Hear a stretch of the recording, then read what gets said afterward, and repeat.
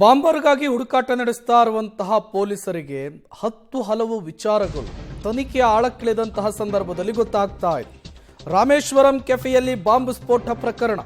ಸ್ಫೋಟಕ್ಕೆ ammonium nitrite powder ಅನ್ನು ಬಳಕೆ ಮಾಡಿರಬಹುದು ಅಂತೇಳಿ ಅಂದಾಜಿಸಲಾಗ್ತಾ ಇದೆ. ಈ ಕಲ್ಲು ಗಣಿಗಾರಿಕೆಗಳಲ್ಲಿ ಬಳಸುವಂತಹ ಅಮೋನಿಯಂ ನೈಟ್ರೈಟ್ ಅನ್ನೇ ದಿ ರಾಮೇಶ್ವರಂ ಕೆಫೆಯ ಬಾಂಬ್ ಬ್ಲಾಸ್ಟ್ನಲ್ಲೂ ಕೂಡ ಈ ಶಂಕಿತ ಉಗ್ರ ಬಳಸಿರಬಹುದು.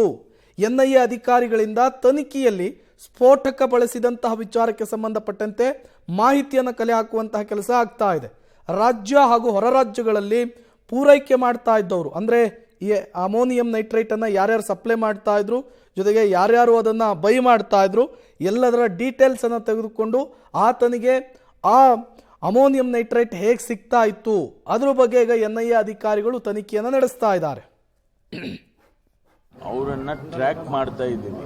ಬಸ್ನಲ್ಲಿ ಪ್ರಯಾಣ ಮಾಡಿದ್ದಾರೆ ಅಂಥೇಳಿ ಮಾಹಿತಿ ಇದೆ. ಅವರು ಯಾವ್ಯಾವ ದಿಕ್ಕಿನಲ್ಲಿ ಹೋಗಿದ್ದಾರೆ ಅನ್ನೋದನ್ನು ನಾವು ಈಗ ಕಂಡುಹಿಡಿಬೇಕಾಗ್ತದೆ. ಅದಕ್ಕೆ ನಾವು ಈಗಾಗಲೇ ಸುಮಾರು 7-8 ತಂಡಗಳನ್ನು ಮಾಡಿದ್ದೇವೆ. CCTV ಜೊತೆಗೆ ಈಗ NIA ಅವರು ಪಿಕ್ಚರಿಗೆ ಬಂದಿದ್ದಾರೆ. ಹಾಗಾಗಿ CCB ಅವರು ಯಾವ ಬಸ್ಸುಗಳಿಗೆ ಅವರು ಹೋಗಿದ್ದಾನೆ ಆರೋಪಿ ಹುಡುಕ್ತಾ ಇದ್ದಾರೆ. ಎರಡು ಈಗ ನ್ಯಾಷನಲ್ ಇಂಟರ್ನಲ್ ಸೆಕ್ಯೂರಿಟಿ ಅವರು ಇನ್ವೆಸ್ಟಿಗೇಷನ್ ಮಾಡ್ತಾ ಇದ್ದಾರೆ, ನಮ್ಮ CCB ಮಾಡ್ತಾ ಇದ್ದಾರೆ.